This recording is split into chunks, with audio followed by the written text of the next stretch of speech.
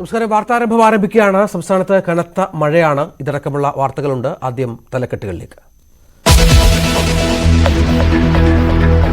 സംസ്ഥാനത്ത് വിവിധ ജില്ലകളിൽ കനത്ത മഴ. കോട്ടയം ജില്ലയിൽ വിദ്യാഭ്യാസ സ്ഥാപനങ്ങൾക്ക് അവധി. ഇടുക്കി ദേവികുളം താലൂക്കിലും അവധി. കണ്ണൂരും കാസർഗോഡും ഓറഞ്ച് അലർട്ട്.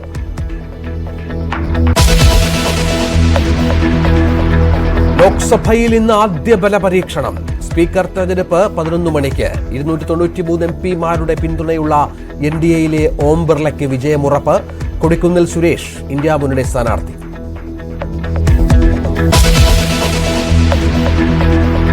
ഒടുവിൽ പ്രതിപക്ഷ നേതാവായി രാഹുൽ ഗാന്ധിയെ പ്രഖ്യാപിച്ചു. സഭയിൽ ഔദ്യോഗിക പ്രഖ്യാപനം ഇന്നുണ്ടാകും. പ്രതിപക്ഷ നേതാവ് സ്ഥാനം 10 വർഷത്തിനു ശേഷം. നിർണായക സമിതികളിൽ ഇനി മോദിക്കൊപ്പം രാഹുലും.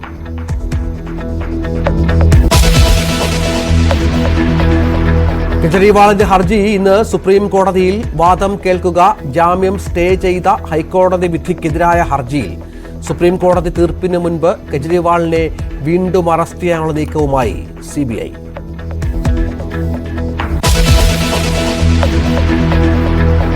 കളിക്കാവിളയിൽ ക്വാറിയുടമയെ കഴുത്തറത്ത് കൊന്ന പ്രതി പിടിയിൽ. പോലീസ് ചോദ്യം ചെയ്യൽ തുടരുന്നു. മുമ്പും കൊലപാതക കേസുകളിൽ പ്രതിയായിരുന്ന ആളെന്ന് പോലീസ്.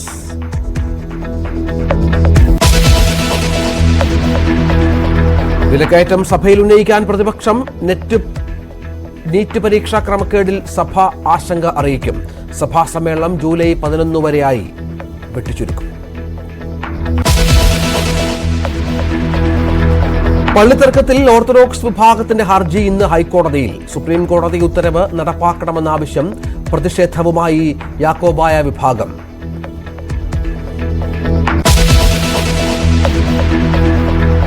തിരുവനന്തപുരം അമ്പലത്തറയിൽ പഴം പച്ചക്കറി മൊത്തക്കച്ചവടക്കടയിൽ മോഷണം. 3.5 ലക്ഷം രൂപ നഷ്ടമായി.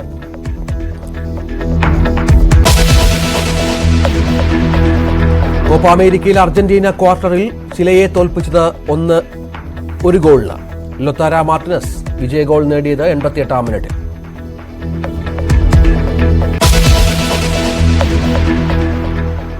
വിശദമായ വാർത്തകളിലേക്ക്. സംസ്ഥാനത്ത് ശക്തമായ മഴ തുടരുന്നു. കണ്ണൂരും കാസർഗോഡും ഓറഞ്ച് അലർട്ടുണ്ട്. 6 ജില്ലകളിൽ യെല്ലോ അലർട്ട് പ്രഖ്യാപിച്ചു. ഇടുക്കി രാജാക്കാട് നെടുങ്കണ്ടം പാതയിലെ തിങ്കൽക്കാട്ട് മരം വീണ് ഗതാഗതം തടസ്സപ്പെട്ടു.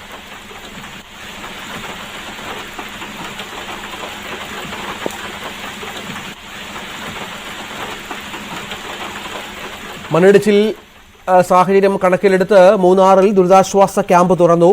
മൂന്നാർ ഗ്യാപ്പ് റോഡിൽ യാത്രാ നിരോധനവും ഏർപ്പെടുത്തി. ഇന്നലെ മൂന്നാറിൽ ഉണ്ടായ മണ്ണിടിച്ചിലിൽ ഒരാൾ മരിച്ചിരുന്നു. മലങ്കര, കല്ലാർകുട്ടി, പാബ്ല അണക്കെട്ടുകളുടെ ഷട്ടറുകൾ ഉയർത്തിയതിനാൽ മുതിരപ്പുഴ, പെരിയാർ, തൊടുപുഴയാർ തീരത്തുള്ളവർക്ക് ജാഗ്രതാ നിർദ്ദേശവും നൽകി. കോതമംഗലം ഇലവുംപറമ്പിൽ മണ്ണിടിഞ്ഞു വീണ് ഗതാഗതം തടസ്സപ്പെട്ടു. സ്വകാര്യ വ്യക്തിയുടെ പുരയിടത്തിൽ നിന്ന് കല്ലും മണ്ണും ഇടിഞ്ഞു വീണ് ഗതാഗതം തടസ്സപ്പെടുകയായിരുന്നു. കോതമംഗലത്ത് നിന്നും അഗ്നിരക്ഷാസേനയെത്തി മണ്ണ് നീക്കം ചെയ്ത് ഗതാഗതം പുനഃസ്ഥാപിച്ചു. എറണാകുളം ജില്ലയുടെ കിഴക്കൻ മേഖലയിൽ പെയ്ത ശക്തമായ മഴയെ തുടർന്ന് കുട്ടമ്പുഴ പഞ്ചായത്തിലെ മണികണ്ഠൻ ചാൽ ചപ്പാത്ത് മുങ്ങി.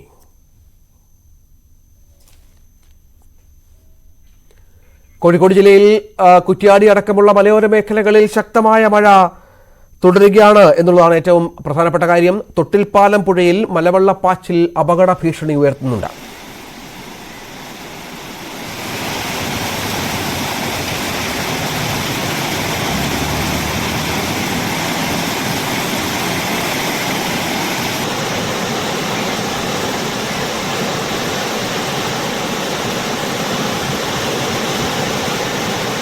മഴയും ശക്തമായ കാറ്റും തുടരുന്ന സാഹചര്യത്തിൽ കോട്ടയം ജില്ലയിലെ വിദ്യാഭ്യാസ സ്ഥാപനങ്ങൾക്കും ദേവികുളം താലൂക്കിലെ വിദ്യാഭ്യാസ സ്ഥാപനങ്ങൾക്കും അവധി പ്രഖ്യാപിച്ചിട്ടുണ്ട്.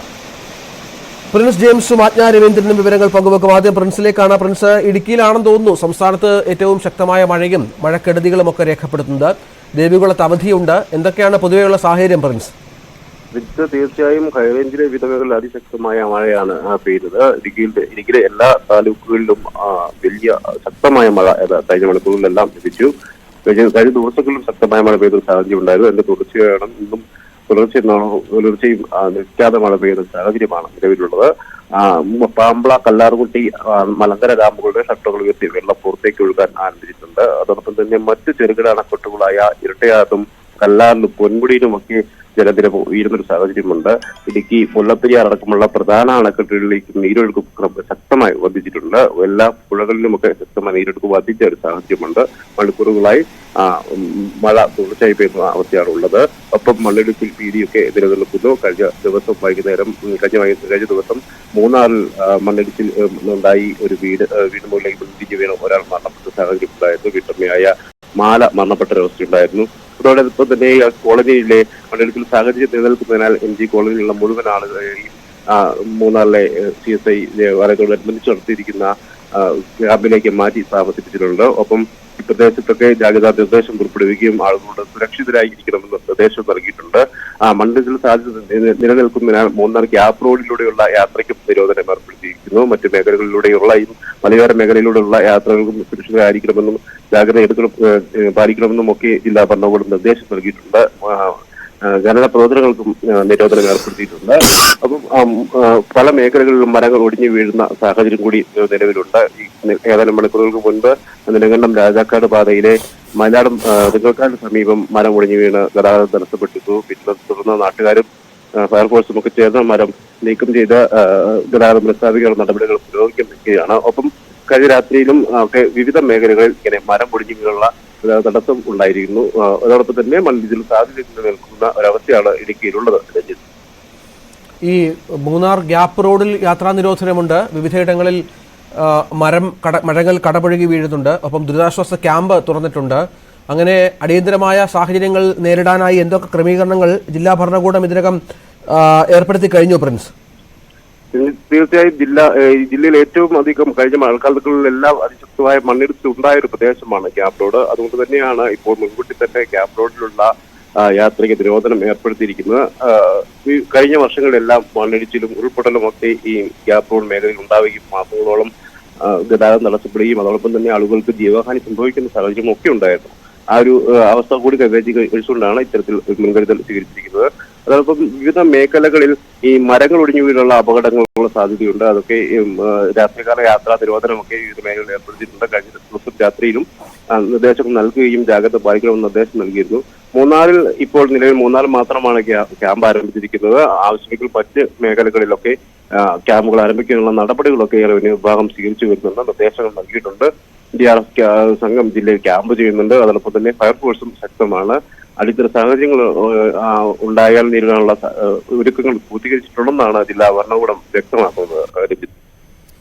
ശരി, പ്രിൻസ് ജെയിംസ് ആണ് വിവരങ്ങൾ പങ്കുവച്ചത്. ഏതായാലും ഇടുക്കിയിൽ ശക്തമായ മഴ പെയ്യുന്നുണ്ട്. മലയോര മേഖലയിൽ മഴ പെയ്യുന്ന പശ്ചാത്തലമുണ്ട്. വിവിധ ഡാമുകൾ ഷട്ടറുകൾ തുറക്കുന്നു എന്ന പ്രധാനപ്പെട്ട വിവരവും ഇപ്പോൾ പുറത്തു വരുന്ന സാഹചര്യമുണ്ട്. ഏതായാലും ഇടുക്കിയിൽ ജാഗ്രതയുണ്ട്. ദുരിതാശ്വാസ ക്യാമ്പുകൾ തുറന്നിട്ടുണ്ട്. ഒപ്പം സ്കൂളുകൾക്ക് ദേവികുളം താലൂക്കിൽ പ്രൊഫഷണൽ കോളേജിലടക്കമുള്ള വിദ്യാഭ്യാസ സ്ഥാപനങ്ങൾക്ക് അവധിയും പ്രഖ്യാപിച്ചിട്ടുണ്ട്. ആജ്ഞ രവീന്ദ്രൻ കൂടിയുണ്ട്. ആജ്ഞ, കൊച്ചിയിൽ എങ്ങനെയാണ് സാഹചര്യം? എറണാകുളം ജില്ലയുടെ വിവിധ മേഖലകളിൽ മലയോര മേഖലയിലടക്കം പ്രശ്നങ്ങൾ റിപ്പോർട്ട് ചെയ്യപ്പെടുന്നുണ്ടോ? കഴിഞ്ഞ മഴയത്തൊക്കെ കൊച്ചിയുടെ അവസ്ഥ നമ്മൾ റിപ്പോർട്ട് ചെയ്തതാണ്. ഇപ്പോൾ ആജ്ഞ കുടചൂടിയാണ് അവിടെ റിപ്പോർട്ടിങ്ങിൽ നിൽക്കുന്നത്. മഴ ശക്തമായി തന്നെ ഉണ്ടോ?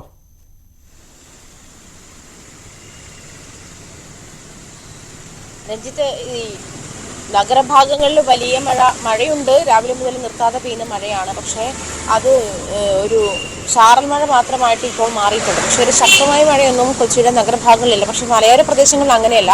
ഇന്നലെ രാത്രി പെയ്ത മഴയിൽ മണികണ്ഠൻചാൽ ചപ്പാത്ത് പൂർണ്ണമായും മുങ്ങിയിരിക്കുകയാണ്. അതുകൊണ്ട് തന്നെ കോതമംഗലം ഭാഗത്തു നിന്നും പൂയംകുട്ടിയിൽ നിന്നും കോതമംഗലത്തേക്കുമൊക്കെ പോകാൻ ആളുകൾക്ക് ബുദ്ധിമുട്ടുണ്ട്.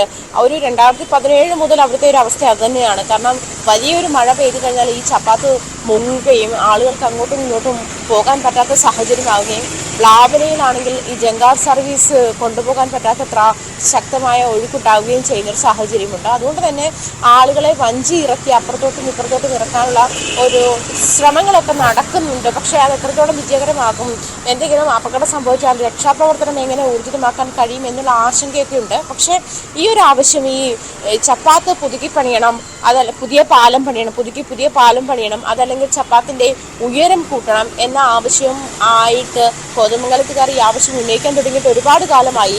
പക്ഷേ അത് എല്ലാ മഴക്കാലത്തും ഇവരുടെ അവസ്ഥ ഇത് തന്നെയാണ് എന്നുള്ളതാണ് ഏറ്റവും കഷ്ടമായ കാര്യം. കാരണം അവിടെ നിന്ന് ഒരാൾ പുറത്തു പോയി കഴിഞ്ഞാൽ മഴ പെയ്ത് കഴിഞ്ഞാൽ പിന്നെ ദിവസങ്ങൾക്ക് ശേഷം വീട്ടിലേക്ക് തിരിച്ചെത്തേണ്ടുന്ന ഒരു സാഹചര്യമാണ് നിലവിലുള്ളത്. ആ ഒരു സാഹചര്യത്തിൽ ഇപ്പോൾ ഈ മലയോര ഭാഗത്ത് പെയ്യുന്ന മഴ പലയിടങ്ങളിൽ വെള്ളത്തിൻ്റെ തോത് ഉയർന്നുകൊണ്ടേ ഇരിക്കുകയാണ്. ഇന്നലെ വൈകുന്നേരം മുതൽ ശക്തമായ മഴ തന്നെയാണ് മലയോര മേഖലയിലുള്ളത്. ഈ വെള്ളത്തിൻ്റെ തോത് ഉയരുന്തോറും ഈ പറയുന്ന മണികണ്ഠൻ ചാലില് ഈ ഒഴുക്ക് കൂടുകയും മൂവാറ്റുപുഴയിലെ ഒഴുക്ക് കൂടുകയും ഇത് മണികണ്ഠൻ ചാൽ വ്ലാപന ഭാഗത്തുള്ള അല്ലെങ്കിൽ പൂയംകുട്ടി ഭാഗത്തുള്ള ആളുകളെ അത് സാരമായി ബാധിക്കുകയും ചെയ്യുന്ന ഒരു സാഹചര്യമുണ്ട്. ഇതിന് ഈ പറഞ്ഞതുപോലെ അതിന് വേണ്ട ഒരു ശ്രദ്ധ അധികൃതർ കാണിക്കുന്നില്ല എന്നുള്ള പരാതി വ്യാപകമായുള്ള നിരന്തരമായി ഈ പ്രദേശത്തുകാർ ഈ ഒരു പരാതി ഉന്നയിക്കുന്നുമുണ്ട്. എല്ലാ പ്രാവശ്യവും ഇവരുടെ കുട്ടമ്പുഴ പഞ്ചായത്തിലെ ആളുകളുടെ അവസ്ഥ ഇത് തന്നെയാണ്. കാരണം ഒരു വലിയ മഴ പെയ്താൽ പുറത്തു പോയവർക്ക് അല്ലെങ്കിൽ സിറ്റിയിലൊക്കെ എറണാകുളത്തോ അതല്ലെങ്കിൽ കോതമംഗലത്തോ ഒക്കെ സിറ്റിയിലേക്ക് വന്ന ആളുകൾക്ക് തിരിച്ച് വീട്ടിലേക്ക് ചെല്ലാൻ 2-3 ദിവസം എടുക്കുന്ന സാഹചര്യം, കുടുങ്ങിപ്പോകുന്ന സാഹചര്യം, ഇതൊക്കെ നിരന്തര സംഭവമായി മാറിയിരിക്കണം. എന്തായാലും ഇന്നലെ മുതൽ വലിയ മഴയാണ് മലയോര മേഖലയിലുള്ളത്. കൊച്ചിയിലും മഴ ഇല്ലെന്നല്ല, രാവിലെ മുതൽ നല്ല മഴയുണ്ട്. പക്ഷേ ഈ പറയുന്നത് പോലെ ഒരു വാട്ടർ ലോഗിങ്ങിലേക്ക് നയിക്കുന്ന വലിയ മഴയൊന്നും കൊച്ചി നഗരത്തിൽ ഇതുവരെ പെയ്തിട്ടില്ല. മഴ പെയ്തുകൊണ്ടേ ഇരിക്കുന്നുണ്ട്. അത് പക്ഷേ ഈ ചെറിയ ഇൻറ്റൻസിറ്റി തീവ്രത കുറഞ്ഞ മഴയാണ് ഇപ്പോൾ കൊച്ചി നഗരഭാഗങ്ങളിൽ പെയ്യുന്നത്. രഞ്ജിത്ത്, കൊച്ചിയിൽ മഴ റിപ്പോർട്ട് ചെയ്യപ്പെടുന്നുണ്ട്. പക്ഷേ അപ്പോഴും കാര്യമായ തരത്തിൽ വെള്ളം കയറത്തക്ക വിധത്തിലുള്ള മഴയിലേക്ക് കാര്യങ്ങൾ എത്തിയിട്ടില്ല എന്നാണ് ആജ്ഞ രവീന്ദ്രൻ റിപ്പോർട്ട് ചെയ്യുന്നത്. മറ്റു വാർത്തയിലേക്ക് പോകണം. 18ാം ലോക്സഭാ സ്പീക്കറെ ഇന്ന് തിരഞ്ഞെടുക്കും. കഴിഞ്ഞ തവണത്തെ സ്പീക്കർ ഓം ബിർളയെ തന്നെയാണ് BJP സ്പീക്കർ സ്ഥാനത്തേക്ക് നിർദ്ദേശിക്കുന്നത്. NDA സഖ്യകക്ഷികളും ഇത് അംഗീകരിച്ചു. കൊടിക്കുന്നിൽ സുരേഷിനെയാണ് ഇന്ത്യ സഖ്യത്തിന്റെ സ്പീക്കർ സ്ഥാനാർത്ഥിയായി കോൺഗ്രസ് പ്രഖ്യാപിച്ചിരിക്കുന്നത്. എന്നാൽ തങ്ങളുമായി ചർച്ച ചെയ്യാതെയാണ് സ്ഥാനാർത്ഥിയെ പ്രഖ്യാപിച്ചതെന്ന് തൃണമൂൽ കോൺഗ്രസ് പരാതിപ്പെട്ടു. രാഗേഷ് എഴുതു. രാഗേഷ്, നമ്മൾ നേരത്തെയൊക്കെ പറഞ്ഞതുപോലെ ഈ മത്സരം അത്ര സ്ഥിരമല്ല ലോക്സഭാ സ്പീക്കർ സ്ഥാനത്തേക്ക്. പക്ഷേ ഇത്തവണ അതിന് അനുകൂലമായ സാഹചര്യങ്ങൾ സംഭവിച്ചു.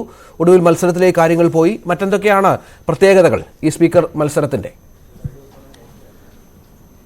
രഞ്ജിത്ത്, 11 മണിക്കാണ് ലോക്സഭ സമ്മേളിക്കുക. അതിൽ ഇന്നത്തെ അജണ്ടയിൽ ഉൾപ്പെടുത്തിയിട്ടുള്ളത് സ്പീക്കർ തെരഞ്ഞെടുപ്പാണ്. സ്വാഭാവികമായും ആദ്യത്തെ നടപടി ഒരുപക്ഷെ കഴിഞ്ഞ 2 ദിവസങ്ങളിൽ സത്യപ്രതിജ്ഞ ചെയ്യാത്ത അംഗങ്ങളുടെ സത്യപ്രതിജ്ഞ ഇന്ന് നടക്കും. അതിനുശേഷം സ്പീക്കർ തെരഞ്ഞെടുപ്പിനുള്ള നടപടികൾ ആരംഭിക്കും. ഏതായാലും 2 പേർ മത്സര രംഗത്തുണ്ട്. NDAക്കായി 17ാം ലോക്സഭയുടെ സ്പീക്കറായിരുന്ന ഓം ബിർള, ഒപ്പം തന്നെ ഇന്ത്യ സഖ്യത്തിനായി കൊടിക്കുന്നിൽ സുരേഷും മത്സര രംഗത്തുണ്ട്.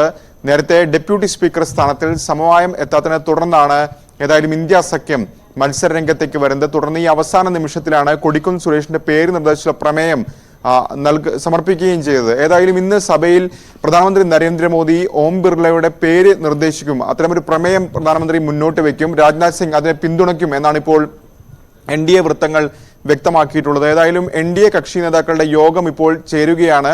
വിവിധ ഗ്രൂപ്പുകളായി തിരിഞ്ഞാണ് NDA യോഗം ചേരുന്നത്. അതായത് TDP നേതാക്കളുടെയൊക്കെ യോഗം ഇപ്പോൾ കേന്ദ്രമന്ത്രി രാംമോഹൻ നായിഡുവിന്റെ വസതിയിലാണ് ചേരുന്നത്. കാരണം എങ്ങനെ വോട്ട് ചെയ്യണം തുടങ്ങിയ കാര്യങ്ങളാണ് ഇപ്പോൾ അവിടെ കാര്യങ്ങളടക്കെയാണ് ഇപ്പോൾ പരിശോധിച്ച് വരുന്നത്. ഏതായാലും NDA സഖ്യത്തിന് നിലവിലെ സാഹചര്യത്തിൽ വിജയം ഉറപ്പാണ്. ഓം ബിർള തന്നെ സ്പീക്കറാകുമെന്ന കാര്യത്തിൽ സംശയമില്ല. 293 അംഗങ്ങൾ NDAക്കുണ്ട്. 271 വിജയിക്കാൻ ആവശ്യമായ വോട്ടായി വേണ്ടത്. ഏതായാലും ജഗൻമോഹൻ റെഡ്ഡി അടക്കമുള്ള YSR കോൺഗ്രസ് നേതാക്കൾ അംഗങ്ങൾ ഈ ജഗൻമോഹൻ റെഡ്ഡി വ്യക്തമാക്കിയിട്ടുണ്ട്. YSR കോൺഗ്രസ് അംഗങ്ങൾ NDAക്ക് അനുകൂലമായി വോട്ട് ചെയ്യുന്നു. അങ്ങനെ വരുമ്പോൾ ഏതാണ്ട് 300-നടുത്ത് വോട്ടുകൾ ഓം ബിർളയ്ക്ക് ലഭിക്കാനുള്ള സാധ്യതയുമുണ്ട്. പക്ഷേ ഇന്ത്യ സഖ്യം ഈ മത്സരത്തെ കാണുന്നത് ജയിക്കുന്നതിനപ്പുറം എല്ലാ കാര്യങ്ങളും അംഗീകരിക്കാൻ കഴിയില്ല. കഴിഞ്ഞ 10 വർഷക്കാലം സർക്കാർ എന്ത് ചെയ്തിരുന്നു ആ രീതിയിൽ മുന്നോട്ട് കൊണ്ടുപോകാൻ, ഏകപക്ഷമായ രീതിയിൽ മുന്നോട്ട് പോകാൻ അനുവദിക്കില്ല എന്ന നിലപാടാണ് ഇന്ത്യ സഖ്യത്തിനുള്ളത്. ഇപ്പോൾ പോലും ഇന്ത്യ സഖ്യം ഈ ഘട്ടത്തിൽ പോലും പ്രതികരിക്കുന്നത് പത്രിക പിൻവലിക്കാൻ, ഈ മത്സരത്തിൽ നിന്ന് ഒഴിവാകാൻ തയ്യാറാണെന്ന പ്രതികരണങ്ങൾ ഇന്ത്യ സഖ്യത്തിന്റെ നേതാക്കളിൽ നിന്ന് വരുന്നുണ്ട്. പക്ഷേ സർക്കാർ ഉറപ്പ് നൽകണം ഡെപ്യൂട്ടി സ്പീക്കറിന്റെ കാര്യത്തിൽ. അങ്ങനെ ഒരു ഉറപ്പുണ്ടെങ്കിൽ മത്സരത്തിനില്ല എന്ന നിലപാടിലേക്ക് ഏതായാലും ഇന്ത്യ സഖ്യം ഈ ഘട്ടത്തിലും എത്തുകയും ചെയ്യുന്നുണ്ട്.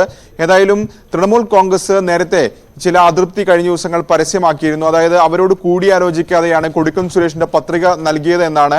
പക്ഷേ രാഹുൽ ഗാന്ധി മമതാ ബാനർജിയുമായി സംഭവത്തിന് ശേഷം ഫോണിൽ വിളിച്ചു എന്നാണ് ഇപ്പോൾ ഏറ്റവും ഒടുവിലായി പുറത്തു വരുന്ന വാർത്തകൾ. മാത്രവുമല്ല, കോൺഗ്രസ് നേതാക്കൾ തന്നെ പറയുന്നത് ഇന്നലെ അവസാന നിമിഷമാണ് സർക്കാർ ഇത്തരത്തിൽ ഉറപ്പും നൽകാതെ വന്നപ്പോൾ അവസാന നിമിഷത്തിലാണ് പത്രിക നൽകിയത്. 11:55 പത്രിക നൽകിയത്. ആ സമയം അവിടെ ഉണ്ടായിരുന്ന NCP ഒപ്പം തന്നെ ശിവസേന തുടങ്ങിയ കക്ഷി നേതാക്കളുമായി ചർച്ച നടത്തിയിരുന്നു.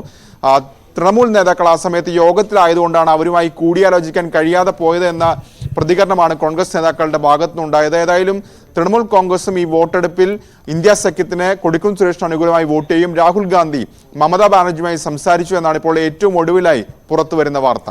മറ്റൊന്ന്, ഈ പ്രതിപക്ഷ നേതൃസ്ഥാനം സംബന്ധിച്ചാണ്. പ്രതിപക്ഷ നേതാവായി രാഹുൽ ഗാന്ധി ഇന്നലെ പ്രഖ്യാപിച്ചു.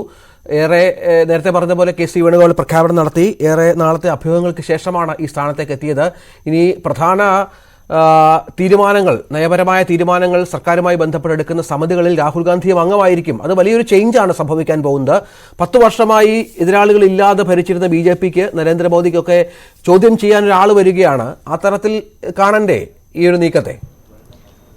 രഞ്ജിത്ത്, ഔദ്യോഗികമായ ഒരു പ്രതിപക്ഷ നേതാവ് വരുന്നു 10 വർഷത്തിന് ശേഷം എന്നുള്ളതാണ് ഈ 18ാം ലോക്സഭയുടെ പ്രത്യേകത. കാരണം 16, 17 ലോക്സഭകളിൽ കോൺഗ്രസിന് അതിനുള്ള അംഗബലം ഉണ്ടായിരുന്നില്ല. ഏറ്റവും വലിയ പ്രതിപക്ഷ നിരയിലെ ഏറ്റവും വലിയ കക്ഷിയായിരുന്നെങ്കിൽ പോലും പ്രതിപക്ഷ നേതൃസ്ഥാനത്തിന് ആവശ്യമായ 54 സീറ്റുകളിലേക്ക് എത്താൻ കോൺഗ്രസിന് സാധിച്ചിരുന്നില്ല. 44 ആയിരുന്നു 2014 സീറ്റ്.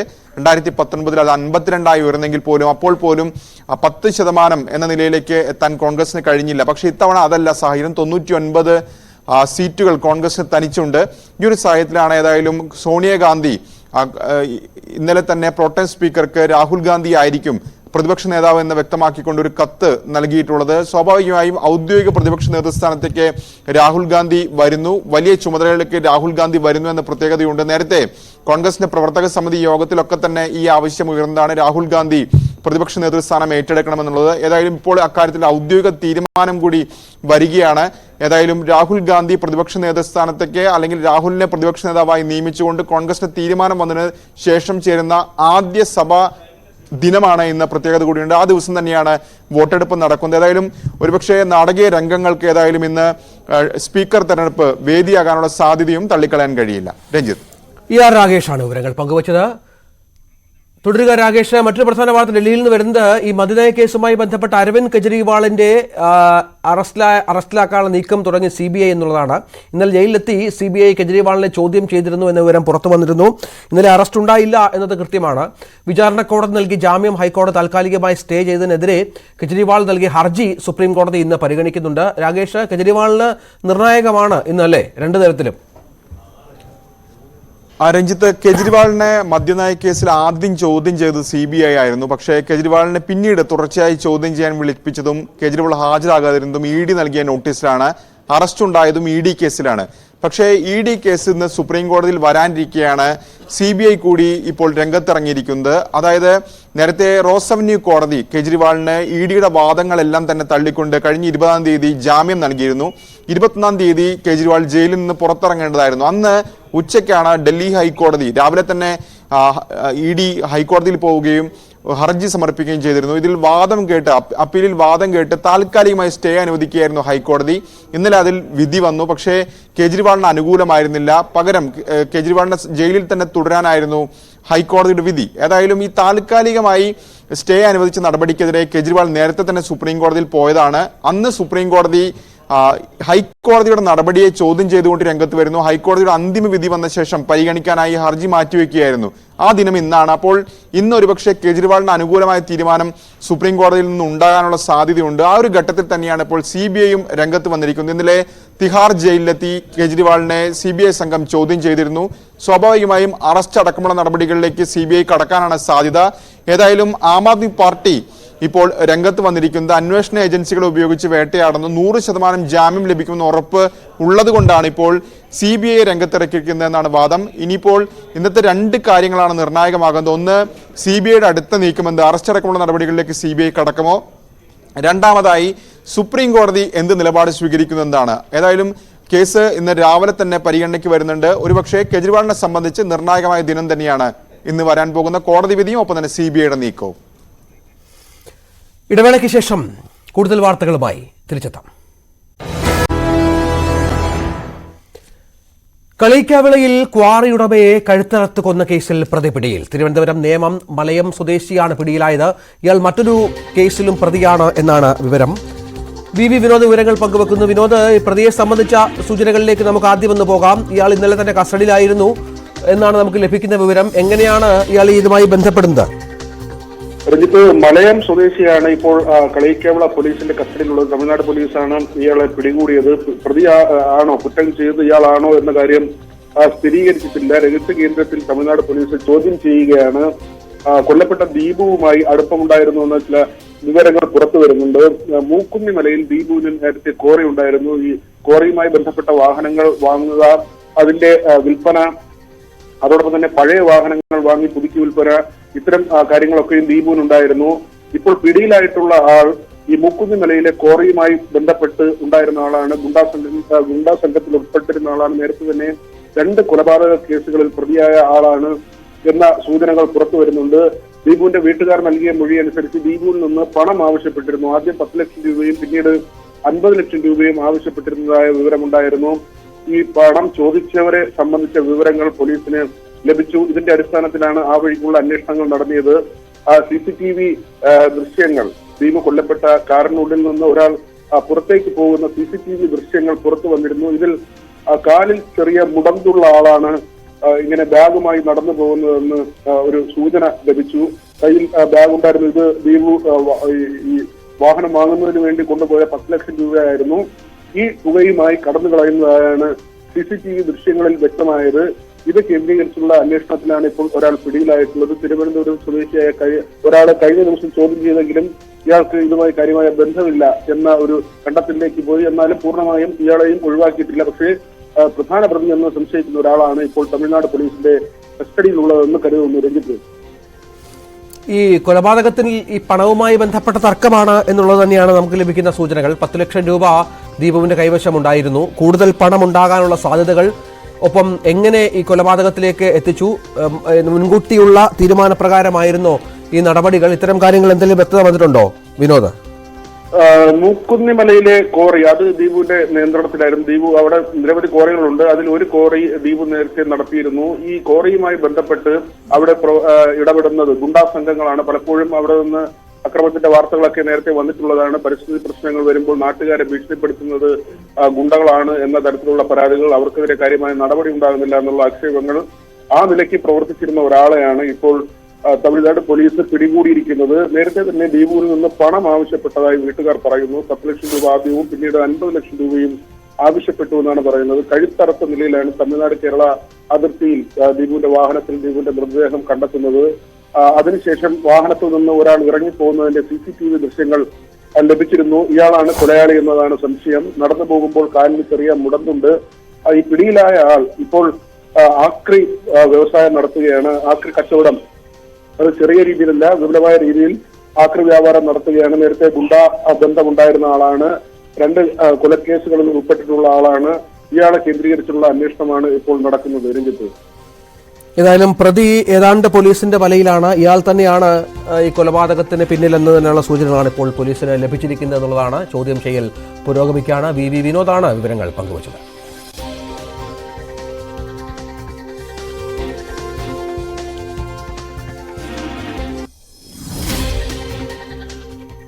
പാലക്കാട് മെഡിക്കൽ കോളേജിൽ വിദ്യാർത്ഥി ആത്മഹത്യ ചെയ്തു. 2ാം വർഷ വിദ്യാർത്ഥി വിഷ്ണുവിനെയാണ് തൂങ്ങി മരിച്ച നിലയിൽ കണ്ടെത്തിയത്. എസ് വിനേഷ് കുമാർ ചേരുന്നു. വിനേഷ്, എന്താണ് സംഭവിച്ചത്? എന്താണ് ആത്മഹത്യക്ക് കാരണമായതായി ഇപ്പോൾ സംശയിക്കപ്പെടുന്നത്?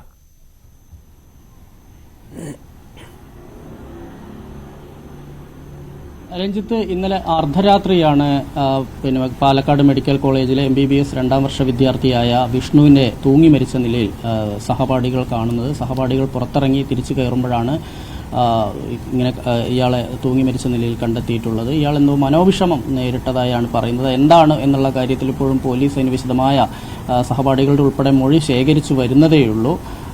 കഴിഞ്ഞ കുറച്ച് ദിവസങ്ങളായി വലിയ സഹപാഠികളോടൊന്നും വലിയ തോതിൽ അങ്ങനെ ഒരു ബന്ധത്തിന് നിൽക്കുകയോ സംസാരിക്കാനൊന്നും ഇല്ലാതെ മാറി നിൽക്കുകയായിരുന്നു വിഷ്ണു ചെയ്തിരുന്നത്.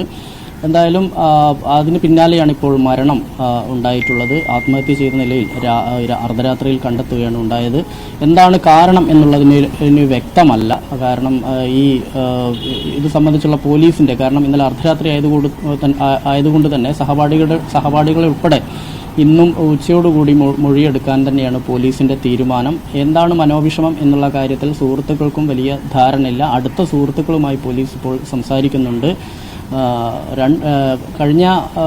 നമുക്കറിയാം, കഴിഞ്ഞ കുറച്ച് ദിവസങ്ങളായി ഇവിടെ വലിയ തോതിൽ സമരങ്ങളെല്ലാം തന്നെ പാലക്കാട് മെഡിക്കൽ കോളേജിൽ നടന്നിരുന്നു. പഠന നിലവാരം മെച്ചപ്പെടുത്തുക, ആവശ്യത്തിന് ഫാക്കൽറ്റിയെ നിയമിക്കുക ഉൾപ്പെടെയുള്ള ആവശ്യങ്ങൾ ഉന്നയിച്ചുകൊണ്ട്. അതിന് പിന്നാലെയാണ് ഇപ്പോൾ വിഷ്ണു ആത്മഹത്യ ചെയ്ത നിലയിൽ കണ്ടെത്തിയിട്ടുള്ളത്. ഇതിന്റെ കാരണങ്ങൾ എന്താണ് എന്നുള്ള കാര്യത്തിൽ ഇപ്പോഴും പോലീസിന് വ്യക്തമല്ല.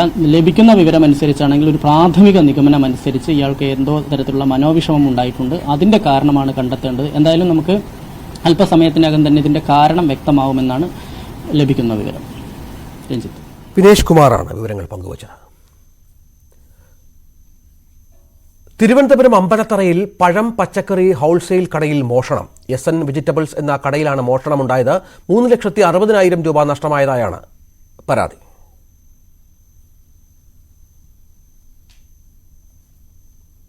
പൂന്തുറ പോലീസ് സ്റ്റേഷൻ പരിധിയിലുള്ള സ്ഥലമാണ് അമ്പലത്തറ. അത് പറയാൻ കാരണം, ഇന്നലെ പൂന്തുറ പോലീസ് സ്റ്റേഷൻ പരിധിയിൽ മറ്റൊരു മോഷണം നടന്നിരുന്നു. പൂന്തുറ ദേവീക്ഷേത്രത്തിലെ ശാസ്താക്ഷേത്രത്തിലെ പഞ്ചലോഹ വിഗ്രഹം മോഷ്ടിക്കപ്പെട്ടിരുന്നു. അതിന് തൊട്ടടുത്ത ദിവസമാണ് ഇവിടെ ഈ വെജിറ്റബിൾസ് ആൻഡ് ഫ്രൂട്ട്സ്, ഇതൊരു SN vegetables and fruits wholesale സ്ഥാപനം കൂടിയാണ്, ഹോൾസെയിൽ റീറ്റെയിലും ഒക്കെ ഉള്ള സ്ഥാപനമാണ്. അവിടെയാണ് ഈ മോഷണം നടന്നിരിക്കുന്നത്. 3,60,000 രൂപയാണ് മോഷണം പോയത്. ഇവിടെ പല സ്ഥലങ്ങളിലായി സൂക്ഷിച്ചിരുന്ന ക്യാഷാണ് മോഷണം ഇവിടെ ഉണ്ടെന്ന് തോന്നുന്നില്ല. ഇവിടെ ഈ കാണുന്ന കൌണ്ടറിൽ നിന്ന് ഒരു 15,000 രൂപ മോഷ്ടിച്ചു. അകത്ത് ഓഫീസിൽ നിന്നാണ് ബാക്കി തുക മോഷണം. നമുക്കിപ്പോ ഇതിന്റെ ഉടമ ശിവൻ ചേർന്നു. എങ്ങനെയാണത് ശ്രദ്ധയപ്പെട്ടത്? ഇന്നലെ രാത്രി വന്നിട്ട് ഒരു 1:15 മണിയായപ്പോഴേക്കും ആ ഗേറ്റ് തുറന്നാണ്, ആ ഗേറ്റ് അടിച്ചു പൊളിച്ചാണ് അകത്ത് കയറി എടുത്തു വയ്ക്കുന്നത്. ആദ്യം നമ്മുടെ ആ കൌണ്ടറിനകത്താണ് കയറിയത്, ഞാനിരിക്കുന്ന ഓഫീസ് കൌണ്ടറിനകത്ത്. അതിനകത്തിന് ഏകദേശം ഒരു 3,45,000 രൂപയും ഈ കൌണ്ടറിൽ നിന്ന് ഏകദേശം ഒരു 15,000 രൂപയും, ഏകദേശം 3,60,000 രൂപ ഉണ്ട്. രാത്രി എപ്പോഴാണ് കട അടച്ചിട്ട് പോയത്? രാത്രി 7:30ക്കാണ് കട അടച്ചിട്ട് പോകുന്നത്. 7:30-8 മണിയാവുമ്പോൾ നമ്മൾ ക്ലോസ് ചെയ്തിട്ട് പോകാനായിട്ട്. താമസക്കാരൊക്കെ ഇല്ലേ? ജീവനക്കാർ 5 പേരുണ്ട്, മുകളിലുണ്ട്. പക്ഷെ അവര് 1:15 മണിയായതുകൊണ്ട് അവർ അത് അറിഞ്ഞില്ല. മഴയും കൂടെ ഉണ്ടായിരുന്നു. അപ്പോൾ അവർ രാവിലെ 3 മണിക്ക് വണ്ടി വന്ന് ഇറങ്ങി. 1:15 മണിക്കാണോ? 1:15 മണിക്കാണ് വന്ന് തുറന്നെടുത്തേക്കുന്നത്. ഗേറ്റിന് ആദ്യം ഗേറ്റ് പൊളിച്ചു, രണ്ടാമത് വന്നിട്ട് ഓഫീസിൽ പൊളിച്ചു, ഓഫീസിന്റെ കതവ് പൊളിച്ചു. ഈ ആളുടെ മുഖം ഏകദേശം ഒരു ക്യാമറയിൽ ആ ക്യാഷ് കൌണ്ടറിലെ ക്യാമറയിൽ വ്യക്തമായിട്ട് കിട്ടിയിട്ടുണ്ട്. തിരിച്ചറിയാൻ പരിചയമുള്ള ആളോ അങ്ങനെ എന്തെങ്കിലും? അല്ല, അറിയാൻ പറ്റുന്ന ആളല്ല. ഒരാൾ മാത്രമേ ഉള്ളൂ CCTV-യിൽ? ഒരാള് തലയിൽ ഇവിടെ നിന്ന് തന്നെ ചാക്കെടുത്തിട്ട് തലമൊഴി മൂടിക്കൊണ്ടിരിക്കുകയാണ്. ഗേറ്റ് തുറന്ന് ഇവിടെ ഒരു പൂട്ട് പൊളിച്ചാണ് കള്ളന്മാർ അകത്തേക്ക് വന്നത്. 2 പേരുടെ ദൃശ്യങ്ങളാണ് CCTV-യിൽ പതിഞ്ഞിട്ടുള്ളത്. കൂടുതൽ പേർ ഉണ്ടാകാമെന്ന സംശയം ഇവർ പറയുന്നത്. ഇതിന് പൂന്തുറ പോലീസ് ഇവിടെ അന്വേഷണം ആരംഭിച്ചിട്ടുണ്ട്. ഈ ഭാഗം വഴിയാണ്, ഇവിടെ ഒരു ചതുപ്പൊക്കെയാണ് ഈ ഭാഗത്ത്. ഇവിടെയും CCTV ഉണ്ട്.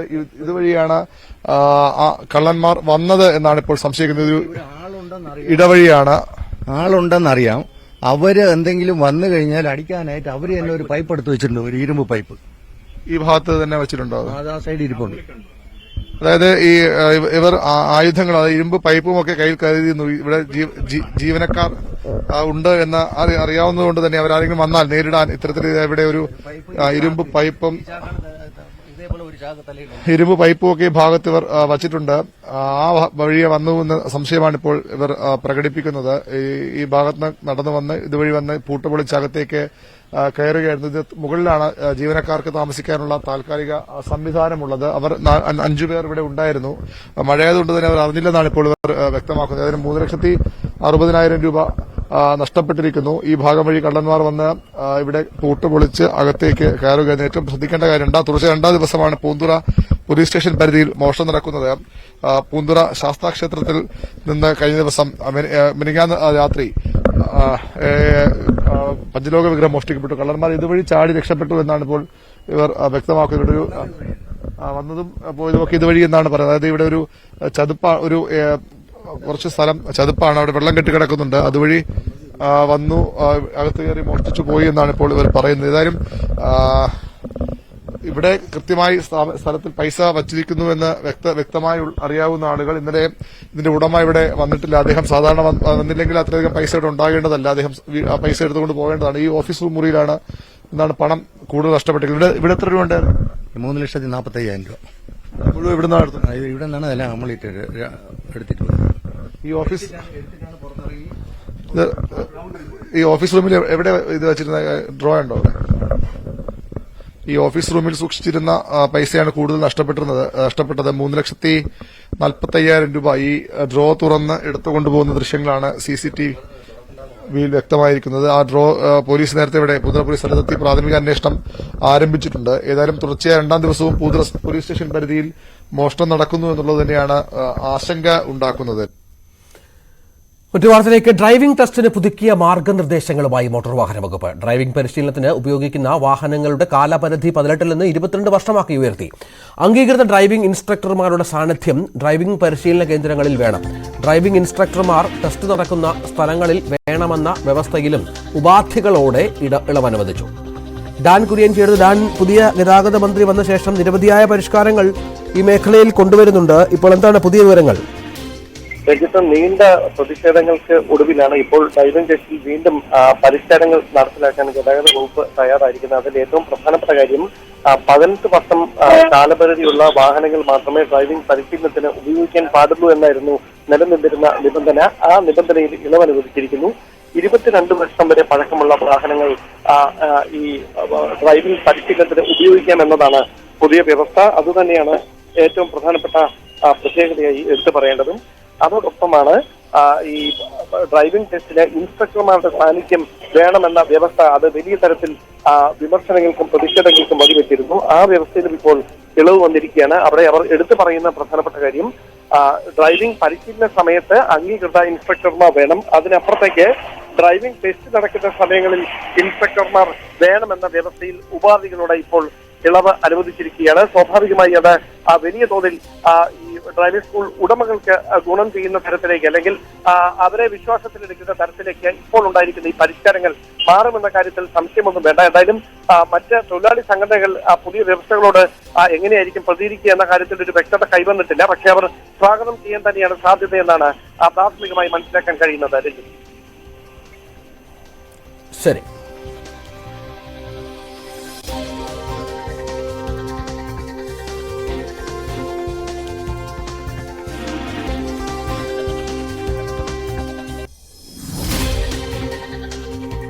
സംസ്ഥാനത്ത് രൂക്ഷമായ വിലക്കയറ്റം ഇന്ന് പ്രതിപക്ഷം നിയമസഭയിൽ ഉന്നയിക്കും. സഭാ നടപടികൾ നിർത്തിവെക്കാനുള്ള ഉപക്ഷേപമായാകും വിഷയം സഭയിൽ വരിക. സഭാ സമ്മേളനം വെട്ടിച്ചുരുക്കാനുള്ള കാര്യോപദേശക സമിതി റിപ്പോർട്ട് മുഖ്യമന്ത്രി പിണറായി വിജയൻ അവതരിപ്പിക്കും. ജൂലൈ 11 വരെയാകും നിയമസഭാ സമ്മേളനം. നീറ്റ് നെറ്റ് പരീക്ഷാ ക്രമക്കേടിൽ ആശങ്ക രേഖപ്പെടുത്തുന്ന ഉപക്ഷേപം ചട്ടം പ്രകാരം വിജയൻ അവതരിപ്പിക്കും. ഇതിന്മേൽ 2 മണിക്കൂർ ചർച്ച നടക്കും. വി അരുൺ ചേരുമാരുൺ, എന്തൊക്കെയാണ് ഇന്ന് സഭയിൽ സംഭവിക്കാനുള്ള പ്രധാനപ്പെട്ട കാര്യങ്ങൾ? സംസ്ഥാനത്ത് പച്ചക്കറിയും പലവ്യഞ്ജനവും അടക്കമുള്ള അവശ്യ സാധനങ്ങളുടെ ക്രമാതീതമായ വിലവർധന ജനജീവിതം ദുസ്സഹമാക്കുന്നു എന്നാണ് പ്രതിപക്ഷത്തിന്റെ ആരോപണം. ഈ വിഷയമാണ് അവർ സഭ നിർത്തിവെക്കാനുള്ള ഉപക്ഷേപമായി കൊണ്ടുവരിക. റോജി എം ജോണാണ് ഈ ഉപക്ഷേപം അവതരിപ്പിക്കുക. മറ്റു പ്രധാനപ്പെട്ട ഒരു നടപടിക്രമ സഭയിലുള്ളത് നീറ്റ് നെറ്റ് പരീക്ഷകളിലെ ക്രമക്കേടുമായി ബന്ധപ്പെട്ട് വലിയ ആശങ്ക സംസ്ഥാനത്തെ വിദ്യാർത്ഥികളിലും അവരുടെ രക്ഷകർത്താക്കളിലും ഉണ്ടായിട്ടുണ്ട്. ആ വിഷയം സഭ ഇന്ന് ചട്ടം 130 അനുസരിച്ച് ചർച്ച ചെയ്യും. 2 മണിക്കൂർ പ്രത്യേക ചർച്ചയാകും ഈ വിഷയത്തിൽ സഭയിൽ നടക്കുക. സഭ 24 തീയതി വരെ, ജൂലൈ 24 തീയതി വരെ ആണ് നേരത്തെ ഷെഡ്യൂൾ ചെയ്തത്. അതിൽ ഇന്നലെ ചേർന്ന കാര്യോപദേശ സമിതി യോഗം കുറവ് വരുത്തിയിട്ടുണ്ട്. 11 വരെ ആകും സഭ ചേരുക. 3-ാം തീയതിയും സഭ ഉണ്ടാകില്ല. ഇത് സംബന്ധിച്ച കാര്യോപദേശ സമിതി യോഗത്തിന്റെ റിപ്പോർട്ട് മുഖ്യമന്ത്രി പിണറായി വിജയൻ സഭയിൽ. സഭാ നടപടികൾ പുരോഗമിക്കുകയാണ്. തത്സമയ ദൃശ്യങ്ങളിലേക്ക്. ഈ 10ാം ക്ലാസ് വരെ എല്ലാ കുട്ടികളും ഒരുപോലെ എല്ലാ വിഷയങ്ങളും പഠിക്കണം. എന്നാൽ 11-12 ക്ലാസ്സിൽ അങ്ങനെയല്ല. ഉന്നത വിദ്യാഭ്യാസ രംഗം നടക്കുന്ന വിഷയ പഠനവുമായി ബന്ധപ്പെടുത്തുന്ന തരത്തിലാണ് പ്രസ്തുത ക്ലാസുകളിലെ പഠനത്തെ നിലവിൽ ക്രമീകരിച്ചിരിക്കുന്നത്. അതുകൊണ്ട് തന്നെ വിവിധ വിഷയങ്ങളുടെ കൂട്ടം എന്ന നിലയിലാണ് ഹയർ സെക്കൻഡറി കോഴ്സുകൾ എന്ന് പറയുന്നത്. സർ, അത് ശാസ്ത്രം, ഹ്യൂമാനിറ്റീസ്, കോമേഴ്സ് എന്ന തരത്തിൽ പോവുകയാണ്. അതുകൊണ്ട് തന്നെ വിവിധ സ്കൂളുകളിൽ വിവിധ വിഷയ കോമ്പിനേഷനുകളാണ് ഉണ്ടാവുക. അതുകൊണ്ട് തന്നെ അങ്ങ് പറഞ്ഞതുപോലെ ഉദ്ദേശിക്കുന്ന വിഷയം കിട്ടാൻ സാധ്യത കുറവായിരിക്കും. ഇങ്ങനെ വൈവിധ്യമാർന്ന വിഷയ കോമ്പിനേഷൻ ഉള്ളതിനാൽ 10ാം ക്ലാസ് വരെ ഇല്ലാത്ത വിധം സെലക്ഷൻ പ്രക്രിയയിലൂടെ കുട്ടികൾ കടന്നു പോകേണ്ടി വരും. മെറിറ്റ് സീറ്റിലേക്ക് കൃത്യമായ മാനദണ്ഡങ്ങളുടെ അടിസ്ഥാനത്തിൽ കമ്പ്യൂട്ടർ സാങ്കേതിക വിദ്യ ഉപയോഗിച്ചാണ് സാർ തെരഞ്ഞെടുപ്പ് നടത്തുന്നത്.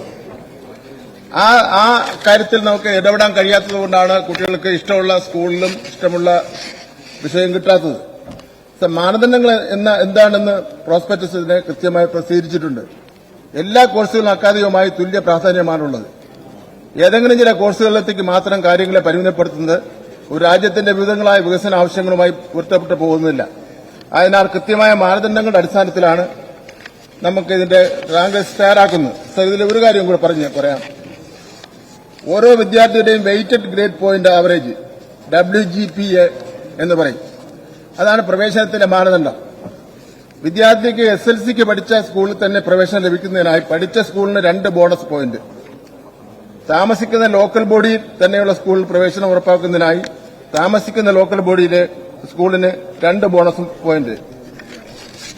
ശിവൻകുട്ടി MLA മന്ത്രി വിദ്യാഭ്യാസ സംബന്ധമായ ചോദ്യങ്ങൾക്ക് മറുപടി പറയുകയാണ് എന്നാണ് മനസ്സിലാവുന്നത്. നിയമസഭയിൽ ചോദ്യോത്തരവേള പുരോഗമിക്കുകയാണ്. ലഹരിക്കടത്തിൽ കൊച്ചി വിമാനത്താവളത്തിൽ പിടിയിലായ ടാൻസാനിയൻ സ്വദേശിനി വൈറോണിക്ക റിമാൻഡിൽ. അങ്കമാലി കോടതിയാണ് റിമാൻഡ് ചെയ്തത്. ഇന്നലെ വൈറോണിക്കയിൽ നിന്ന് കൊക്കൈൻ പൂർണ്ണമായും പുറത്തെടുത്തിരുന്നു. 2 കിലോ കൊക്കൈൻ ഗുളികകളാണ് ഇവരിൽ നിന്ന് മാത്രം കണ്ടെടുത്തത്.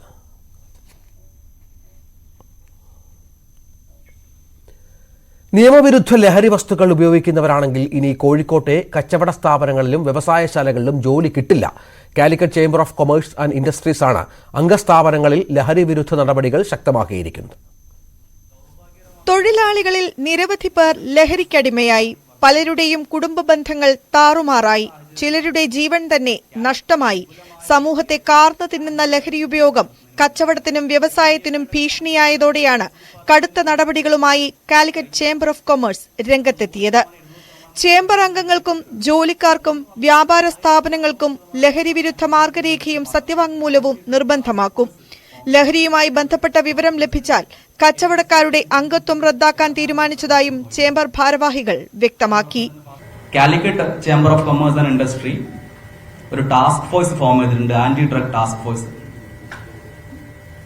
ഉദ്ദേശം 850ഓളം മെമ്പേഴ്സാണ് നിലവിൽ ഞങ്ങൾക്കുള്ളത്. ഈ 850 മെമ്പേഴ്സിന്റെയും സ്ഥാപനങ്ങളിൽ ഞങ്ങൾ അടുത്ത ദിവസം തന്നെ ഒരു അണ്ടർടേക്കിംഗ് ലെറ്റർ എഴുതി വാങ്ങിക്കാൻ പോവാം. ലഹരിയുമായി ബന്ധപ്പെട്ട് യാതൊരു തരത്തിലും ഈ സ്ഥാപനങ്ങൾ ബന്ധപ്പെടില്ല എന്നുള്ളതും അവരുടെ സ്ഥാപനങ്ങളിൽ ജോലി ചെയ്യുന്ന ജോലിക്കാരിൽ നിന്നും അണ്ടർടേക്കിംഗ് ലെറ്റർ എഴുതി വാങ്ങിക്കണമെന്ന് നിർബന്ധമാക്കാൻ പോവാണ്. ലഹരിയുമായി ബന്ധപ്പെട്ടാൽ ഭാവിയിൽ അവരുടെ ജോലി ലഭിക്കാത്ത സാഹചര്യം ഉണ്ടാകുമെന്നൊരു മെസ്സേജ് സമൂഹത്തിന് കൊടുക്കാൻ വേണ്ടിയാണ് ഇത്തരത്തിലൊരു മൂവ്മെന്റ് ഞങ്ങൾ നടത്താൻ ഉദ്ദേശിക്കുന്നത്. അണ്ടർടേക്കിംഗ് ലെറ്റർ എഴുതി വാങ്ങി ഏതെങ്കിലും ഒരു സ്ഥാപനം ഈ ഒരു മൂവ്മെന്റുമായി സഹകരിക്കുന്നില്ലെങ്കിൽ അവരുടെ മെമ്പർഷിപ്പ് തന്നെ ക്യാൻസൽ ചെയ്ത് കളയാന്നുള്ള ഗൗരവകരമായ തീരുമാനത്തിലേക്കും ചേംബർ എത്തിയിട്ടുണ്ട്. ലഹരിക്കെതിരെ നിരന്തര പ്രവർത്തനങ്ങൾക്കായി ആന്റി ഡ്രഗ് ടാസ്ക് ഫോഴ്സും രൂപീകരിച്ചിട്ടുണ്ട്. മയക്കുമരുന്ന് ഉപയോഗിക്കുന്നവർക്ക് ചികിത്സാ സൗകര്യം, വിദ്യാർത്ഥികൾക്ക് ബോധവൽക്കരണം തുടങ്ങിയ കാര്യങ്ങളും ചേംബറിന്റെ നേതൃത്വത്തിൽ നടത്തും. വിദ്യാഭ്യാസ സ്ഥാപനങ്ങൾ, ആശുപത്രികൾ എന്നിവയും ലഹരി വിരുദ്ധ പോരാട്ടത്തിൽ അണിനിരക്കുമെന്ന് ചേംബർ അറിയിച്ചു. ന്യൂസ് 18 കോഴിക്കോട്. ഇടവേള.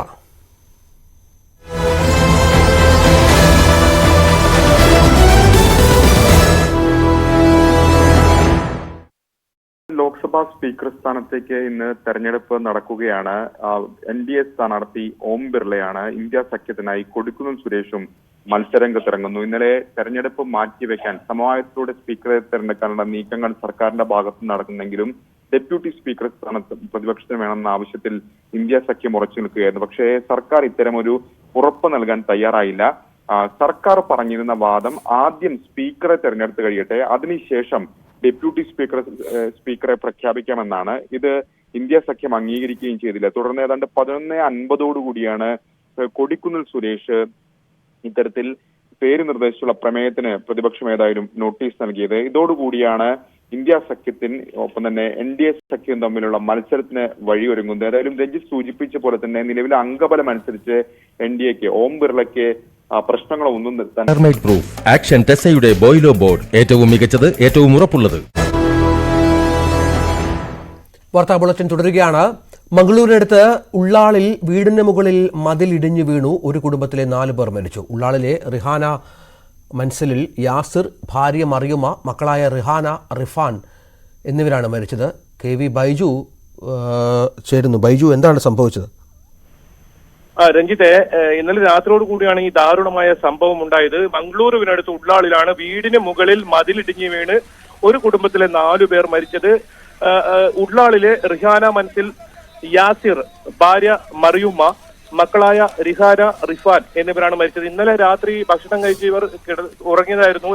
ഈ സംഭവം പുലർച്ചെയാണ് ഈ സംഭവം അറിയുന്നത്. അത്രത്തോളം ശക്തമായ മഴയാണ് ദക്ഷിണ കന്നഡ ജില്ലകളിൽ ഇപ്പോഴെല്ലാം അനുഭവപ്പെടുന്നത്. എന്തായാലും ദാരുണമായ ഒരു സംഭവം തന്നെയാണ്. ഇവരുടെ മൃതദേഹങ്ങളെല്ലാം ആശുപത്രിയിലേക്ക് ഇപ്പോൾ മോർച്ചറിയിലേക്ക് മാറ്റിയിട്ടുണ്ട്. എന്തായാലും ഇപ്പോഴും ശക്തമായ മഴയാണ് ദക്ഷിണ കന്നഡ ജില്ലയിൽ പെയ്തുകൊണ്ടിരിക്കുന്നത്. എന്തായാലും ഇവർ ഒരു 6 വർഷങ്ങളായി വാടകയ്ക്ക് താമസിച്ചിരുന്ന ഇവർ 6 വർഷം മുമ്പാണ് ഈ വീട് വിലക്ക് വാങ്ങുന്നത്. ഈ അബൂബക്കർ എന്ന് പറയുന്ന ഒരു ഉടമയുടെ വീടിന്റെ മതിലാണ് ഇടിഞ്ഞ് ഈ വീടിന്റെ മുകളിലേക്ക് വീഴുന്ന സാഹചര്യം ഉണ്ടായത്. ഒപ്പം 2 തെങ്ങുകളും ഈ വീടിന് മുകളിൽ വീഴുന്ന സാഹചര്യമുണ്ടായി. ഏതായാലും ഇന്നലെ രാത്രി ഭക്ഷണം കഴിച്ച് കിടന്നതായിരുന്നു. രാവിലെയാണ് ഈ സംഭവം നാട്ടുകാർ ശ്രദ്ധയിൽപ്പെടുന്നതും. അത്രത്തോളം ശക്തമായ മഴ ഈ പ്രദേശത്തുണ്ടായിരുന്നു. രാവിലെ നോക്കുമ്പോഴേക്കും 4 പേരും സംഭവ സ്ഥലത്ത് തന്നെ മരണപ്പെട്ടിരുന്നു. ഏതായാലും ഇവിടെ മൃതദേഹങ്ങൾ ഇപ്പോൾ മോർച്ചറിലേക്ക് മാറ്റിയിട്ടുണ്ട്. രഞ്ജിത്ത്, ഒരു കുടുംബത്തിലെ 4 പേരാണ് മരിച്ചത്. സംഭവം മംഗളൂരിനടുത്ത് ഉള്ളാളിൽ ആണ്. വീടിന് മുകളിലേക്ക് മതിൽ ഇടിഞ്ഞു വീണാണ് ഈ ദാരുണ സംഭവം ഉണ്ടായത്. KV ബൈജു ആണ് വിവരങ്ങൾ പങ്കുവച്ചത്. അനധികൃത അവധിയിലുള്ളവർ ജോലിയിൽ തിരികെ പ്രവേശിക്കണമെന്ന നിർദ്ദേശം പാലിക്കാതെ ആരോഗ്യ പ്രവർത്തകർ. സമയപരിധി കഴിഞ്ഞിട്ടും ഡോക്ടർമാർ അടക്കമുള്ളവർ ജോലിയിൽ തിരികെ പ്രവേശിച്ചില്ല. അനധികൃത അവധിയിലുള്ള 700 പേരിൽ തിരികെ പ്രവേശിച്ചത് 24 പേർ മാത്രമാണ്. MG മിഥുനുണ്ട്. മിഥുൻ, ഈ നിർദ്ദേശം ശക്തമായി തന്നെ ആരോഗ്യവകുപ്പിലെ നമുക്കറിയാം ജീവനക്കാരുടെയൊക്കെ ഷോർട്ടേജ് വളരെ പ്രശ്നമാണ്. ഡോക്ടർമാരൊക്കെ പല സ്ഥലങ്ങളിലും ഇല്ലാത്ത അവസ്ഥയുണ്ട്. അങ്ങനെയാണ് ഇത്തരം നിർദ്ദേശത്തിലേക്ക് പോയത് ആരോഗ്യവകുപ്പ്. പക്ഷെ ആരും അത് അംഗീകരിക്കുന്നില്ല എന്നുള്ളതാണോ? തീർച്ചയായും. അതായത് 1 മാസം മുമ്പാണ് ആരോഗ്യവകുപ്പ് അനധികൃത അവധിയിലുള്ളവർ തിരികെ എത്തണമെന്ന നിർദ്ദേശം നൽകിയത്. എന്നാൽ ഈ ഒരു അന്ത്യശാസനം ഇവർ പാലിക്കുന്നില്ല എന്നുള്ളതാണ് ഏറ്റവും ശ്രദ്ധേയമായിട്ടുള്ള കാര്യം. അവർ ഇതിൽ ഈ അവധിയിലുള്ള 700 പേരിൽ തിരികെ പ്രവേശിപ്പിച്ചത് 24 പേർ മാത്രമാണ് എന്നുള്ളതാണ് ഏറ്റവും ശ്രദ്ധേയമായിട്ടുള്ളത്. തിരികെ ജോലിയിൽ പ്രവേശിക്കാത്തവരെ പുറത്താക്കാനുള്ള നടപടിയിലേക്കാണ് ഇപ്പോൾ ആരോഗ്യവകുപ്പ് കടക്കിയിരിക്കുന്നത്. കാരണം ജീവനക്കാർ അനധികൃതമായി ജോലിയിൽ നിന്ന് വിട്ടു നിൽക്കാൻ പാടില്ല എന്നുള്ളൊരു നിർദ്ദേശം മുൻകാലങ്ങളിലേ കൊടുക്കാറുണ്ടായിരുന്നു. ഒപ്പം തന്നെ ഈ വിഷയം, അതായത് പലയിടത്തും ഡോക്ടർ വന്ദനാദാസിന്റെ അടക്കമുള്ള കൊലപാതകവുമായി ബന്ധപ്പെട്ട് വലിയ രീതിയിൽ ഡോക്ടർമാരും ഒപ്പം തന്നെ ജീവനക്കാരും ഒക്കെ തന്നെ വലിയ ഭയപ്പാടിലുണ്ടായിരുന്നെങ്കിൽ പോലും തന്നെ ആ സമയത്തൊക്കെ തന്നെ ഈ വിട്ടുനിന്നവരൊക്കെ തന്നെ തിരികെ എത്തണമെന്നുള്ളൊരു നിർദ്ദേശം ആരോഗ്യമന്ത്രി തന്നെ മുന്നോട്ട് വയ്ക്കുകയും ചെയ്തിരുന്നു. കൂടാതെ ഡോക്ടർമാരുടെ സംഘടനയുമായി വിവിധ തലത്തിൽ ചർച്ചകൾ നടത്തിയിരുന്നു. ഒപ്പം തന്നെ ഈ ഒരു ചർച്ചയിൽ കൂടി ഡോക്ടർമാരുടെ ചർച്ചയിൽ കൂടി പ്രധാനമായും ഉന്നയിച്ചത് ഈ അവധിയിൽ ഉള്ളവരെല്ലാം തന്നെ തിരികെ എത്തണം, അല്ല എങ്കിൽ കടുത്ത നടപടിയിലേക്ക് പോകേണ്ട സ്ഥിതിവിശേഷം ഉണ്ടാകും. അത് ഉണ്ടാക്കാൻ പാടില്ല എന്നുള്ളൊരു നിർദ്ദേശം ആരോഗ്യമന്ത്രി മുമ്പോട്ട് വയ്ക്കുകയും ചെയ്തു. കൂടാതെ തന്നെ പൊതുജനാരോഗ്യം നിയമം കൃത്യമായി നടപ്പിലാക്കണം, മെഡിക്കൽ ഓഫീസർമാർക്ക് പൊതുജനാരോഗ്യ നിയമത്തിന് പ്രധാന പങ്കുണ്ട് തുടങ്ങിയ കാര്യങ്ങളും ഈ ഒരു യോഗത്തിൽ ഉയർന്നു വരികയും ചെയ്യുന്നു. അത് രോഗികളോട് സൗമ്യമായി പെരുമാറണം അടക്കമുള്ള നിർദ്ദേശങ്ങൾ നൽകുകയും ചെയ്യുന്നു. പക്ഷേ ഇക്കാര്യങ്ങളൊന്നും തന്നെ പാലിക്കുന്നില്ല എന്നുള്ളതാണ് ഏറ്റവും ശ്രദ്ധേയമായിട്ടുള്ള കാര്യം എന്നുള്ളതാണ്. അതുകൊണ്ട് തന്നെയാണ് ഒരു അന്ത്യശാസനം പാലിക്കാത്തതിനെ തുടർന്ന് കൂടുതൽ കടുത്ത നടപടിയിലേക്ക് ഇപ്പോൾ ആരോഗ്യവകുപ്പ് കടക്കാൻ പോകുന്നത്. ഈ 700 പേരിൽ 24 പേർ മാത്രമാണ് നിലവിൽ ഇപ്പോൾ ഹാജരായിട്ടുള്ളത്. ബാക്കിയുള്ളവർക്ക് ഇപ്പോൾ ഈ ഒരു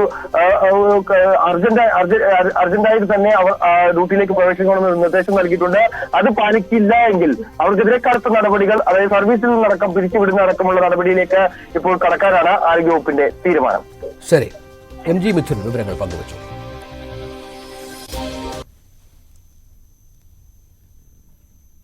പള്ളികളുടെ അവകാശ തർക്കവുമായി ബന്ധപ്പെട്ട് ഓർത്തഡോക്സ് വിഭാഗം നൽകിയ ഹർജി ഹൈക്കോടതി ഇന്ന് പരിഗണിക്കും. സുപ്രീം കോടതി ഉത്തരവ് നടപ്പാക്കണമെന്നാവശ്യപ്പെട്ട് ഓർത്തഡോക്സ് വിഭാഗം നൽകിയ ഹർജിയാണ് പരിഗണിക്കുക. യാക്കോബായ വിഭാഗത്തിന്റെ കൈവശമുള്ള 9 പള്ളികൾ ഏറ്റെടുത്ത് കൈമാറാൻ കഴിഞ്ഞ ദിവസം കോടതി നിർദ്ദേശിച്ചിരുന്നുവെങ്കിലും മഴുവന്നൂരിലും ഓടക്കാലിയിലും അടക്കം പ്രതിഷേധം തുടരുകയാണ്. വിവാഹത്തിൽ നിന്ന് പിന്മാറിയതിനെ തുടർന്ന് യുവതിയുടെ വീടിന് നേരെ വെടിയുതിർത്ത യുവാവ്. മലപ്പുറം കോട്ടക്കലിലാണ് സംഭവം. പ്രതി അബൂ ത്വാഹിറിനെ പോലീസ് കസ്റ്റഡിയിലെടുത്തു. CV അനുമോദ് ചേരുന്നു. അനുമോദ്, എന്താണ് സംഭവിച്ചത്? രഞ്ജിത്ത്, കഴിഞ്ഞ ദിവസം രാത്രിയാണ് ഈ സംഭവം ഉണ്ടായത്. വീടിന്റെ ജനലിൽ പൊട്ടൽ കണ്ട് ആണ് ഈ വീട്ടുകാർ ഈ സംഭവം ശ്രദ്ധിക്കുന്നത്. തുടർന്ന് പോലീസിൽ പരാതിപ്പെടുന്നതും തുടർന്ന് പോലീസ് നടത്തിയ അന്വേഷണത്തിലാണ് അബു ത്വാഹിറിനെ പിടികൂടിയത്. ഈ അബു ത്വാഹിറുമായിട്ട് വിവാഹം നിശ്ചയിച്ചിരുന്ന വീട്ടിലായിരുന്നു ഈ അക്രമം. നേരത്തെ വിവാഹം നിശ്ചയിച്ചെങ്കിലും അബു ത്വാഹിറിന് മാനസികമായിട്ട് ചില വെല്ലുവിളികൾ ഉണ്ട് എന്ന് മനസ്സിലാക്കിക്കൊണ്ട് ഈ ഒരു പെണ്ണിന്റെ വീട്ടുകാർ, പത്മന്റെ വീട്ടുകാർ പിന്മാറുന്ന ഒരു സാഹചര്യമായിരുന്നു ഉണ്ടായിരുന്നത്. ഇതിൽ ഇയാൾ നിരാശനായിരുന്നു എന്നാണ് കരുതുന്നത്. ഇതേ തുടർന്നാണ് ഇത്തരത്തിലൊരു അക്രമം നടത്തിയത് എന്നാണ് പോലീസിന്റെ പ്രാഥമിക നിഗമനം. കാരണം അബു ത്വാഹിർ ഇപ്പോൾ കോട്ടക്കൽ പോലീസിന്റെ കസ്റ്റഡിയിലാണുള്ളത്. കൂടുതൽ വിശദാംശങ്ങൾ നമുക്ക് വരും മണിക്കൂറുകളിൽ ലഭ്യമാക്കാൻ കഴിയും. ശരി.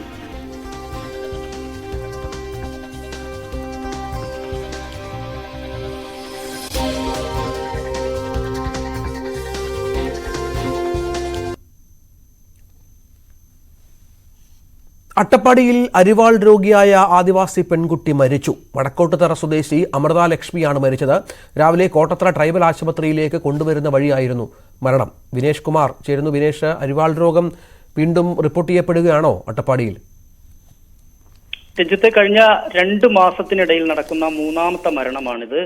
അട്ടപ്പാടിയിൽ ഈ അരിവാൾ രോഗം ബാധിച്ച് ആദിവാസി മരിക്കുന്നത്. കഴിഞ്ഞ 2 മാസത്തിനിടയിൽ 20-നും 30-നും ഇടയിൽ പ്രായമുള്ള 2 യുവതികളാണ് മരിച്ചത്. അതിന് പിന്നാലെയാണ് ഇപ്പോൾ വടക്കോട്ടത്തറ സ്വദേശിയായ അമൃത ലക്ഷ്മിയെ കൂടി അരിവാൾ രോഗം കവർന്നിരിക്കുന്നത്. നമുക്കറിയാം, ഈ അരിവാൾ രോഗം ആദിവാസികൾക്കും അതുപോലെ തന്നെ വയനാടൻ ജെട്ടിമാർക്കും ഇടയിൽ വ്യാപകമാണ്. എന്നാൽ ഇതിന് കൃത്യമായ ചികിത്സാ സംവിധാനങ്ങളുണ്ട്. നിലവിൽ ഇത് നമ്മൾ ഹീമോഗ്ലോബിനിലെ ഒരു വൈകല്യം, അല്ലെങ്കിൽ ഈ രക്താണു ചുവന്ന രക്താണു അരിവാൾ കണക്കെ വളയുന്നതാണ് യഥാർത്ഥത്തിൽ ഈ സിക്കിൾ സെൽ അനീമിയ അഥവാ അരിവാൾ രോഗം.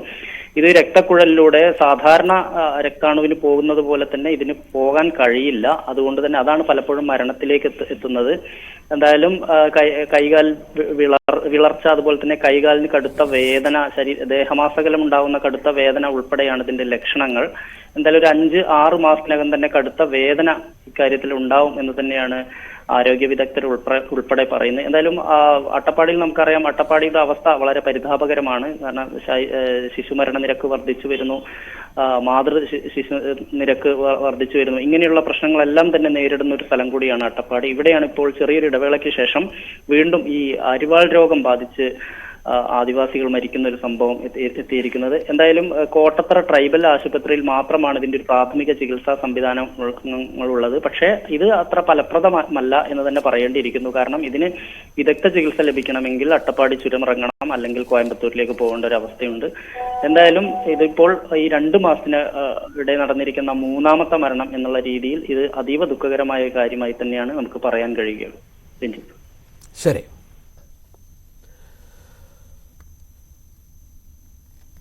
വിനേഷ് കുമാർ വിവരങ്ങൾ പങ്കുവച്ചു. മറ്റൊരു വാർത്ത, പാലക്കാട് കാഞ്ഞിരമ്പുഴ മുണ്ടൻകുന്ന് പട്ടികവർഗ ഗ്രാമത്തിൽ 3 പേർ അടുത്ത ദിവസങ്ങളിൽ മരിക്കാനിടയായ സംഭവത്തിൽ പട്ടികജാതി പട്ടികവർഗ പിന്നാക്ക ക്ഷേമമന്ത്രി OR കേളു അടിയന്തര റിപ്പോർട്ട് തേടി. മഞ്ഞപ്പിത്തം തുടങ്ങിയ ജലജന്യ രോഗങ്ങളെ തുടർന്നാണ് മരണമെന്നാണ് സൂചനകൾ. പാലക്കാട് ജില്ലാ കളക്ടറോടും പട്ടികവർഗ വികസന വകുപ്പ് ഡയറക്ടറോടും സ്ഥലം സന്ദർശിച്ച് റിപ്പോർട്ട് നൽകാൻ മന്ത്രി നിർദ്ദേശിച്ചു. പട്ടികവർഗ ഗ്രാമത്തിലെ താമസക്കാർക്ക് ആവശ്യമായ മറ്റ് സൗകര്യങ്ങൾ ലഭ്യമാക്കി നൽകാനും വകുപ്പ് അധികൃതർക്ക് മന്ത്രി OR കേളു നിർദ്ദേശം നൽകി. നായ പുല്ല് തിന്നുകയുമില്ല, പശുവിനെ കൊണ്ട് തീറ്റിക്കുകയുമില്ലെന്ന പഴഞ്ചൊല്ല് പോലെ ഇറിഗേഷൻ വകുപ്പിന്റെ വീഴ്ച കൊണ്ട് ദുരിതത്തിലായ ഒരു നാടുണ്ട് തൃശൂരിൽ. 11 വർഷമായി അറ്റകുറ്റപ്പണി ചെയ്യാത്തതിനാൽ തകർന്നു കിടക്കുകയാണ് ചിറക്കൽ കൊറ്റങ്കോട് ഇറിഗേഷൻ റോഡ്.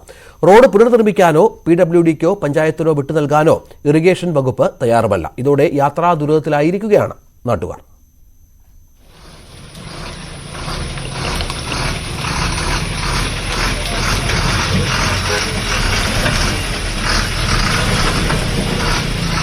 തൃശൂർ ജില്ലയിലെ ഈ റോഡിലൂടെ ഒരിക്കൽ പോയവർ പിന്നീട് ഈ വഴി വരികയില്ല. ചിറക്കൽ സെന്റർ മുതൽ കൊറ്റങ്കോട് പാലം വരെ 2 കിലോമീറ്ററോളം ദൂരത്ത് കുഴികളൊഴിഞ്ഞ ഭാഗമില്ല ഈ റോഡിൽ. തിരക്കുള്ള ഈ റോഡിൽ അപകടങ്ങൾ പതിവാണ്. ആംബുലൻസ് ഉൾപ്പെടെ ചീറിപ്പായുന്ന റോഡിലെ കുഴിയിൽ വീണ് ഇരുചക്രവാഹന യാത്രികർക്കടക്കം നിരവധി പേർക്കാണ് പരിക്കേറ്റത്. ഈ റോഡ് ഭയങ്കര ഗുരുതരമായ കണ്ടീഷനിലാണ്. ഈ വളവും ബാക്കിൽ വെള്ളം കെട്ടിയിട്ട് ആൾക്കാർ എന്നും വീഴുന്നുണ്ട്. എസ്പെഷ്യലി ലേഡീസും കൊച്ചുങ്ങളും, സ്കൂളിൽ പോണ കൊച്ചുങ്ങൾ വീണിട്ട് ഞാൻ യൂണിഫോം ആകെ അഴുക്കായിട്ട് തിരിച്ചു പോണ കേസ് കണ്ടിട്ടുണ്ട്. ഇപ്പൊന്നല്ല, ഇത് കൊല്ലങ്ങളായി കിടക്കണേ. കംപ്ലൈന്റ് കുറെ പറഞ്ഞു, എന്നിട്ട് ഈ ഭാഗത്തേക്ക് ഒരാളും വരില്ല അന്വേഷിച്ചൊക്കെ. ഇത് ചെറുക്ക സെന്റർ തൊട്ട് ആ പാലം വരെ അത് തന്നെയാ ദുരിതമാണ്. ഇത്ര കൊല്ലങ്ങളായിട്ട് ഞങ്ങൾ ദുരിതത്തിൽ ആരംഭിച്ചിരിക്കുന്നത്. ഗതാഗത യോഗ്യമായ റോഡിനായി നാളുകളായുള്ള ജനപ്രതിനിധികളുടെയും നാട്ടുകാരുടെയും പരിശ്രമത്തിന് ഇതുവരെ ഫലം കണ്ടിട്ടില്ല. റോഡ് പുനർനിർമ്മാണത്തിന് 68 ലക്ഷം രൂപ വകയിരുത്തിയെന്ന പ്രഖ്യാപനമല്ലാതെ മറ്റൊന്നും ഉണ്ടായില്ല. നാട്ടുകാർ ചേർന്ന് ഒപ്പിട്ട നിവേദനം നവകേരള സദസ്സിലും നൽകിയിരുന്നു. ഇപ്പോൾ ജനങ്ങൾ, ഇവിടെയുള്ള ജനങ്ങളെല്ലാവരും പൊറുതിമുട്ടിക്കൊണ്ട് ഇപ്പോൾ കഴിഞ്ഞ കുറേ നാളായിട്ട് ഇവിടെ സ്ഥിരമായിട്ട് ഈ 2 വീലർ വന്ന് വീണുള്ള അപകടങ്ങൾ ഞങ്ങൾ കണ്ടുകൊണ്ടിരിക്കുകയാണ്. അപ്പോൾ ഇതിനെതിരെ എല്ലാ ജനങ്ങളും ഇപ്പോൾ രംഗത്തിറങ്ങിയിരിക്കുകയാണ്. അപ്പോൾ ഞങ്ങൾ ഇനി ഒരു സമരപരിപാടി കൂടെ തന്നെ ഇതിനുള്ള തുടക്കം കുറിക്കുകയാണ്. ജലസേചന വകുപ്പിന് കീഴിലുള്ള റോഡ് പൊതുമരാമത്ത് വിഭാഗത്തിലേക്ക് മാറ്റണമെന്നാണ് നാട്ടുകാരുടെ ആവശ്യം. മന്ത്രി കെ കൃഷ്ണൻകുട്ടിക്കും ഇപ്പോഴത്തെ മന്ത്രി റോഷി അഗസ്റ്റിനും ഇത് സംബന്ധിച്ച് പരാതി നൽകിയിരുന്നു. നിരന്തര സമരത്തെ തുടർന്ന് ഈയടുത്ത് കൊറ്റങ്കോട് റെഗുലേറ്റർ പാലത്തിന്റെ മുകൾ ഭാഗം കോൺക്രീറ്റ് ഇട്ടു. എന്നാൽ അതും തകർന്നു തുടങ്ങി. കുണ്ടും കുഴിയും ചാടിയുള്ള ദുരിതയാത്രയിൽ വലയുന്നത് നൂറുകണക്കിന് ആളുകളാണ്. ന്യൂസ് 18 തൃശൂർ. നെല്ലു സംഭരണ വില ലഭിക്കാതായതോടെ കൃഷി ഉപേക്ഷിക്കാനൊരുങ്ങി പാലക്കാട്ടെ നെൽകർഷകർ. നടിയിൽ നടത്താൻ പണമില്ലാത്തതിനാൽ വിരിപ്പ് കൃഷിക്കായി തയ്യാറാക്കിയ ഞാറ്റടികളാണ് നശിപ്പിച്ചത്. ചാലിശ്ശേരിയിലാണ് സംഭവം. കൊയ്ത്ത് കഴിഞ്ഞിട്ട് മാസങ്ങളായി. സംഭരിച്ച നെല്ലിന് ഇപ്പോഴും പണം കിട്ടിയിട്ടില്ല. ഇതിൽ പ്രതിഷേധിച്ചാണ് കാക്കശ്ശേരി കോതമംഗലം പാടശേഖരത്തെ കർഷകരുടെ പ്രതിഷേധം. ഇരു പാടശേഖരങ്ങളിലുമായി 20 ഏക്കറോളം കൃഷിയിടത്തിൽ വിരിപ്പ് കൃഷി ചെയ്യുന്നതിനു വേണ്ടി തയ്യാറാക്കിയ ഞാറ്റടികളാണ് പറിച്ചു നടാൻ പണമില്ലാത്തതിനാൽ വിഷം തളിച്ച് നശിപ്പിച്ചത്. വായ്പയെടുത്തും സ്വർണം പണയം വെച്ചും ഇറക്കിയ കൃഷിയിൽ നിന്ന് നെല്ല് സംഭരിച്ചിട്ട് മാസങ്ങൾ കഴിഞ്ഞു. പക്ഷേ കർഷകർക്ക് പണം മാത്രം കിട്ടിയില്ല. പട്ടാമ്പി നെല്ല് ഗവേഷണ കേന്ദ്രത്തിൽ നിന്നും കിലോയ്ക്ക് 42 രൂപ നിരക്കിൽ വിത്ത് വാങ്ങി തയ്യാറാക്കിയ ഞാറ്റടികളാണ് നശിപ്പിച്ചത്. നെല്ല് സംഭരിച്ചിട്ടും പണം ലഭിക്കാത്തതിനാൽ വിരിപ്പ് കൃഷി ഉപേക്ഷിക്കുന്നതിനൊപ്പം വരും വർഷങ്ങളിൽ മുണ്ടകൻ കൃഷി വേണ്ടെന്ന് വെക്കാനാണ് കർഷകരുടെ തീരുമാനം. ചാലിശ്ശേരി പഞ്ചായത്തിലെ കാക്കശ്ശേരി, അതുപോലെ കോതമംഗലം, അങ്ങനെ 20 ഏക്കറിൽ ഉള്ള ഞാറ്റടിയാണ് ഇവിടെ തയ്യാറാക്കിയിട്ടുള്ളത്. ഇതിപ്പോൾ എന്താണ് അവസ്ഥ വെച്ചാൽ കഴിഞ്ഞ മുണ്ടകൻ സീസണിൽ കൊണ്ടുപോയ നെല്ലിൻ്റെ പൈസ ഇനി കിട്ടാൻ കിടക്കുക. ഇനി ഇതിപ്പോൾ നട്ട് നമുക്കൊരു വളം ഇട്ട് വരണമെങ്കിൽ ഈ 20 ഏക്കർ കൃഷി ആക്കണമെങ്കിൽ ഒരു 2.5 ലക്ഷം രൂപ 3 ലക്ഷം രൂപ ചിലവ് വരുന്നുണ്ട്. അപ്പോൾ ഇത് പണം എന്ന് കിട്ടുമെന്നുള്ളൊരു ഉറപ്പില്ല. ബാങ്കിൽ പോയിട്ടായാലും മറ്റുള്ള ഉദ്യോഗസ്ഥ തലത്തിൽ അന്വേഷിക്കുമ്പോൾ എന്നാണ് കിട്ടുക എന്നുള്ളതിന് ഒരു ഉറപ്പ്. ഇതിപ്പോൾ എനിക്ക് 22 ദിവസമായി. അപ്പോൾ നടാൻ പാകമായിട്ടുണ്ട്. അപ്പോൾ നമുക്ക് ഇത്ര വലിയ സാമ്പത്തികമായിട്ടുള്ള പ്രതിസന്ധിയിലായതുകൊണ്ട് നമ്മൾ ഈ കൃഷി ഉപേക്ഷിക്കുകയാണ്. ഇതിപ്പോൾ ഈ വരമ്പിനടിക്കാൻ വെച്ചിട്ടുള്ള വാങ്ങിയിട്ടുള്ള കളനാശിനി കുറച്ച് ബാക്കിയുണ്ടായിരുന്നു. അത് ഉപയോഗിച്ചുകൊണ്ട് ഈ കൃഷി നമ്മൾ ഞാറ് നശിപ്പിച്ച് കളയാണ്. അതൊരു കർഷകന്റെ ഗതികേട് കൊണ്ട് ചെയ്യണതാണ്. നെല്ല് സംഭരിച്ച വകയിൽ ലക്ഷങ്ങളാണ് കർഷകർക്ക് ലഭിക്കാനുള്ളത്. കൃഷിഭൂമി തരിശിടാതെ കൃഷിയിറക്കണമെന്ന് സർക്കാർ പറയുമ്പോഴും കർഷകരുടെ പ്രശ്നത്തിന് പരിഹാരമുണ്ടാകുന്നില്ല. കാലാവസ്ഥാ വ്യതിയാനവും പ്രകൃതിക്ഷോഭവും കാരണം കഴിഞ്ഞ മുണ്ടകൻ കൃഷി പ്രതിസന്ധിയിലായിരുന്നു. മേഖലയിൽ വളരെ കുറച്ച് കർഷകർ മാത്രമേ ഇപ്പോൾ വിരിപ്പ് കൃഷി ചെയ്യുന്നുള്ളൂ. അതിനുവേണ്ട സംവിധാനങ്ങൾ പോലും ലഭിക്കാത്ത സാഹചര്യത്തിൽ നെൽകൃഷി പൂർണ്ണമായും ഉപേക്ഷിക്കേണ്ടി വരുമെന്നാണ് കർഷകർ പറയുന്നത്. ന്യൂസ് 18 പാലക്കാട്. തൃശൂർ അരിമ്പൂർ പഞ്ചായത്തിൽ കഴിഞ്ഞ ദിവസം വ്യത്യസ്തമായ ഒരു പ്രവേശനോത്സവം നടന്നു. 60 പിന്നിട്ട 60 വയോധികരാണ് ആധുനിക സാങ്കേതിക വിദ്യകളും ആരോഗ്യ പരിപാലനവും സ്വായത്തമാക്കാൻ പ്രായം മറന്നെത്തിയത്. ആദ്യഘട്ടത്തിൽ ഡിജിറ്റൽ സാങ്കേതിക വിദ്യയാണ് ഇവർ അഭ്യസിക്കുന്നത്. പ്രവേശനോത്സവത്തിനെത്തിയത് ബാഗും കുടയും പിടിച്ചെത്തിയ കുരുന്നുകളല്ല. ജീവിതത്തിന്റെ 2ാം ഘട്ടത്തിൽ വിശ്രമ ജീവിതം നയിക്കുന്ന 60ഓളം വയോധികർ. വന്നതാകട്ടെ ഡിജിറ്റൽ സാക്ഷരത നേടാനും. ഇതിനായി അരിമ്പൂർ പഞ്ചായത്തിന്റെ 4ാം കല്ല് കായൽ റോഡിലുള്ള പകൽ വീടാണ് വയോജനങ്ങൾക്കുള്ള സ്ഥിരം പരിശീലന കേന്ദ്രമാക്കി മാറ്റിയത്. വയോജന വിദ്യാഭ്യാസം, ആരോഗ്യ സംരക്ഷണം, ഡിജിറ്റൽ സാങ്കേതിക വിദ്യ തുടങ്ങിയവയാണ് ആദ്യഘട്ടത്തിൽ ഇവരെ പരിശീലിപ്പിക്കുന്നത്. Anthikad block panchayat president K Sasidharan പ്രവേശനോത്സവം ഉദ്ഘാടനം ചെയ്തു. അരിമ്പൂർ ഗ്രാമപഞ്ചായത്ത് പ്രസിഡന്റ് സ്മിത അജയകുമാർ അധ്യക്ഷയായി.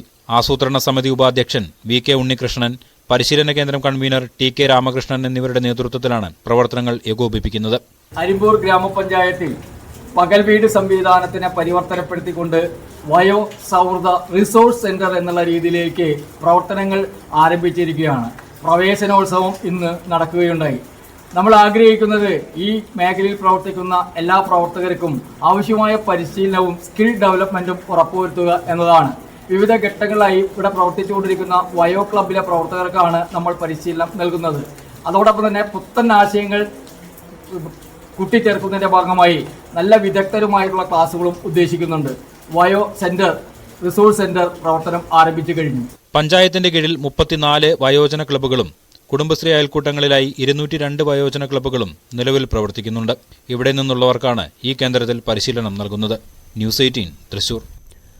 ഇതോടെ വാർത്താരംഭം പൂർണ്ണമാവുകയാണ്. നമസ്കാരം.